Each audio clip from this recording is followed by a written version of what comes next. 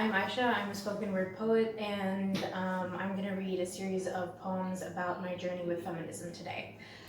So this first one is called Snuffed Out. I tell them a story of a man and a woman who said yes and then no. Of a man that didn't hear a no and take it as a no. When he looks at me, I can see the light in his eyes has dimmed a little. There may even be the beginning of a few tears. He tells me he's afraid for me now, finally. Finally, he finally gets it. He doesn't. Instead of hitting me with a good old all men routine, he hits me with the most men. There it is. It has joined the conversation. It has graced us with its presence, his male privilege. I want to point it out, but that would be counterproductive. I don't think that's true. The statistics of rape victims are just as daunting as those of mental illness. I hope I've taught him enough about mental illness to get the point across. No, most men are family men, just trying to protect their families, their wives. There it is again, the blind, blessed privilege. What about the young girls who get molested by older male relatives? Most men, blah, blah, blah. What about the teenage girls? It's the alcohol. It's the position they put themselves in. It's strange men and alcohol. Well, we finally arrived in victim blaminghood, and I'm tired.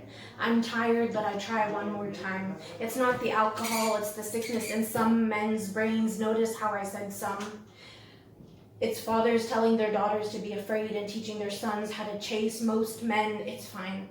I don't want to fight with you right now. Not about this. Not again. I cut him off because I finally get it.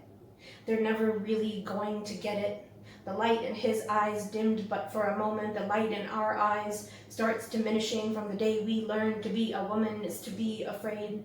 The day we learn we will have to live with this pain until the light is snuffed out once and for all, possibly at the hands of a man like the one at the beginning of this poem.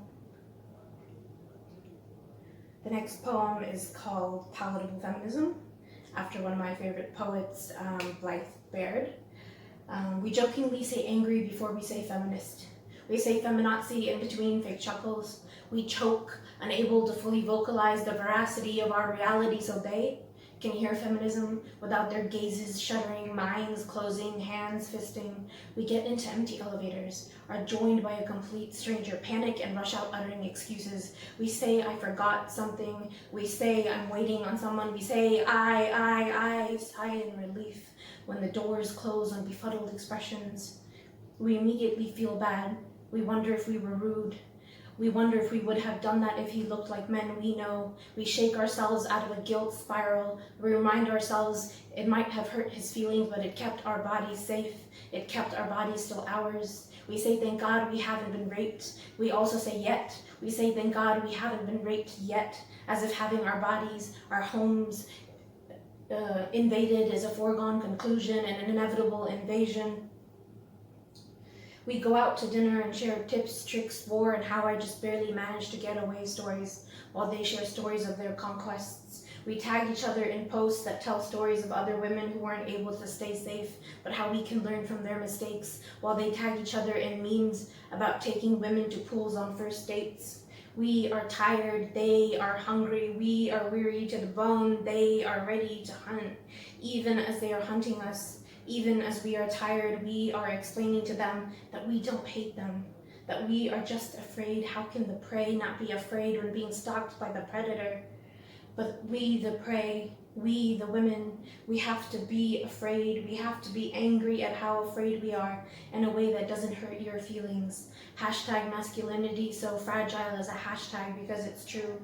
Your egos can't handle a few words, a joke, or even a poem, but you expect our bodies and in the aftermath our minds to withstand the brute force of yours. Even as I'm writing this poem, I am saying they and not you, so you know I don't mean all men, as all of you are always telling all of us. This next poem is about dating, so should lighten things up a little bit. It's called A List of the Types of Guys I Found on Dating Apps. 1.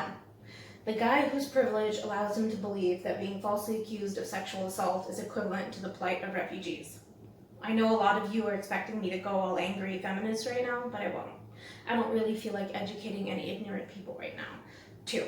The guy who thinks it's okay to tell a woman she needs to work out to work off a pizza she just ate. What did cheese ever do to you, man? 3. The guy that thinks being Muslim makes him too educated to ever struggle with self-harm or suicidal ideation. Congratulations on your ignorance.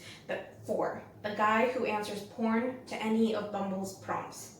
What's your favorite way to unwind after a stressful day? Porn. What do you like to do in your free time? Porn. What's the first thing you like to do in the morning? You guessed it. Porn. Men. 5. The guy who forgot to mention something as important as the fact that he was still married. Trust me, I would have left the moment he told me that if I hadn't just bought a 35 dirham vegan chocolate and caramel brownie. I really didn't want any of that deliciousness to end up in the trash. And shoving forkfuls of brownie in my mouth kept me from answering his questions. So what do you think, Brownie? Are you okay with it, Brownie? Why aren't you talking? Can't you see I'm trying to chew and swallow over here, dude? 6. The one who stood me up. But I took a thriller crime novel from Reese Witherspoon's book club to the cafe with me, so who was the real loser in that situation? 7. I would say the ghoster, but that would make me a hypocrite. I ghosted a lot of them too, and they could not take a hint. If I block you, don't stalk me on social media just to send a passive-aggressive, have a nice life. It's kind of redundant considering I already made sure it was going to be nice by removing you from it. 8. The guy who starts talking about meeting the parents before the first date. Slow your roll, bro. That's not cute. Which means I'm going to block, delete, ghost. 9. The guy who judges you for having a mental illness. Bad idea, man. You didn't take the time to figure out just how crazy I am. Who knows? I could totally be plotting your murder. Nah, you're not worth the effort. Besides, I'm a different kind of crazy. I'm trying to heal from all this crazy kind of crazy. You missed your chance to get in on the ground floor of the amazing person I am and will continue to become. 10. Actually, let's just stop at 9. I would go on, but then we would be here for a while. You'd be surprised how many weirdos there are on the internet, or maybe not. And you all wonder why I think you suck. And yeah, I know, not all men, but do you? This next one is called Flailing Feminist, after Jane Sloan from The Bold Type, my favorite TV show at the moment. I've spent so long hating the one who gave me life. Not just because her hands hurt or her words cut, but because she represented everything I was terrified of becoming. A kept woman, a cleaner, a cook, a laundress, a childminder, a second-class citizen less than. All the things that represented what I didn't know was called feminism at the time, what I thought was feminism, what I thought I wanted. Little did I know that had I looked closer, I would have seen she was happy because it was her choice. She revels in the luxury of staying at home, and for her that is enough. So it should be enough for me, for her. Because of the skewed definition of feminism that I had, I always cringed when someone compared me to her. I would vocalize very loudly about how I am nothing like her, and to never ever compare me to her. My definition of feminism is always changing, but it has also become a cage of my own making. I can no longer just be in the moment. I'm always stopping and trying to see things through the lens of my feminism. Would it make me less of a feminist if I let this man put his hands on me while we danced? Because we're fighting for the right to say no, right? To have them not touch us. With another, I treated touch like it was the freaking Treaty of Versailles, hidden behind 2 locked doors, sitting on my bathroom floor whispering I like hugs. Hand holding is okay too. I'm an affectionate person, so it's okay. He wanted more, so I said yes, even though I wanted to say no, but we were negotiating and that's how it works, right? He wanted the rights to my lips. I think I might have signed them over, but in the end he got nothing. He couldn't handle that other countries wanted me too and that I might want them back.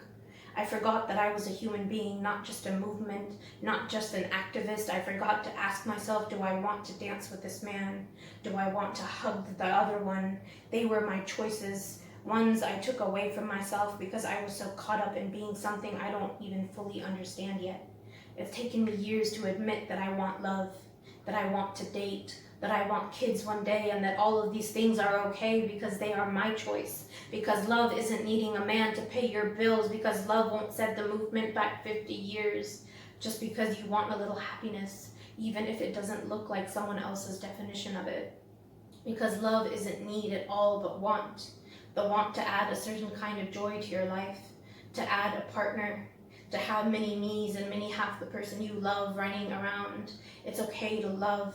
It's okay to be wrong. It's okay to learn, adapt, and learn and adapt some more. My feminism isn't your feminism, and that's okay.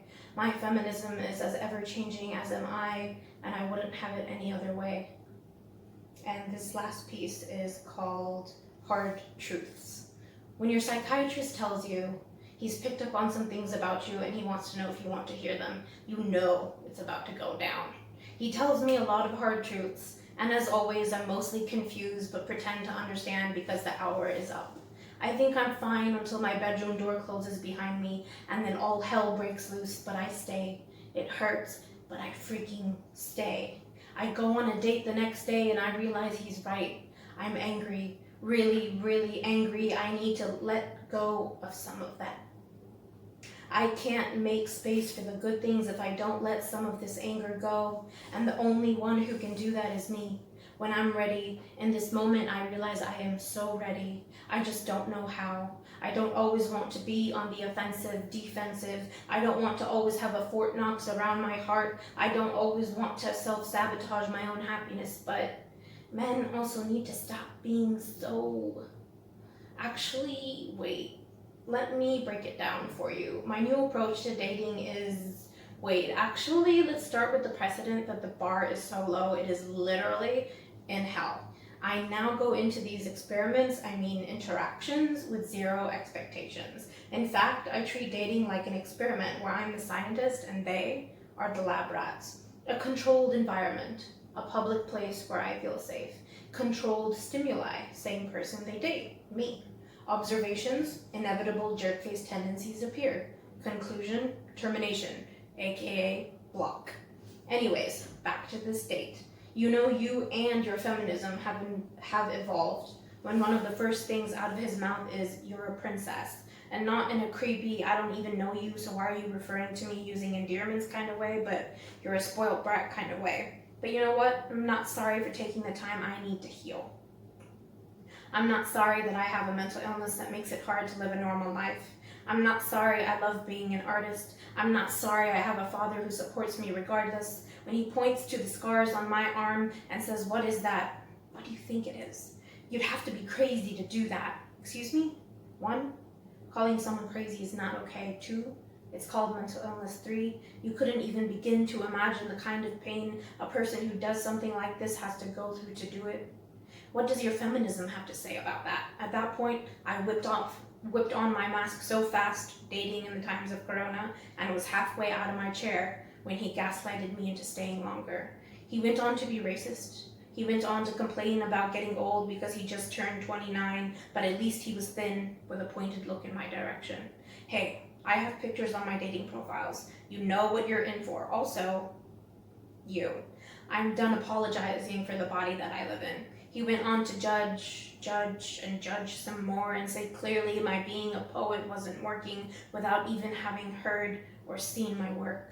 Constantly asking me about my future. What's next? Why am I not looking for a job? Spoiled little princess, he says, yet he doesn't even know my story, nor do I owe it to him, but I tell him anyways. I tell him I don't know what my future looks like. I didn't even know what today would look like because last night I wanted to leave in the forever kind of way. The one thing I do know I want my future to look like is love, health, and happiness. Thank you.